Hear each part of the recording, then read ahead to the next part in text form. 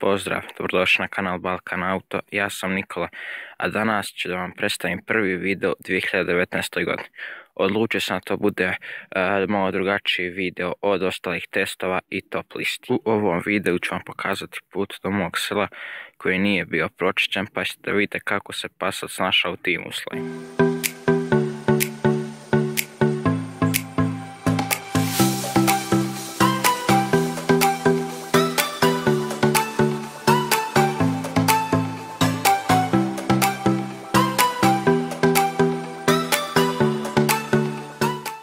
Na samom početku zamolio bih vas da pogledate Instagram profil Autor Crna Gora, gdje možete besplatno postaviti vaš autoglas ili bilo šta drugo, dijelove ili slično.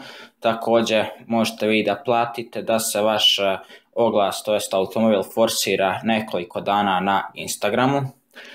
Ovaj profil je najbolji u Crnoj Gori, ima preko 15.000 pratilaca i preko 3.000 objavljenih automobila. Ako ste naravno kupac nekog automobila, također na ovom profilu možete da izaberete neke i da kontaktirate vlasnika.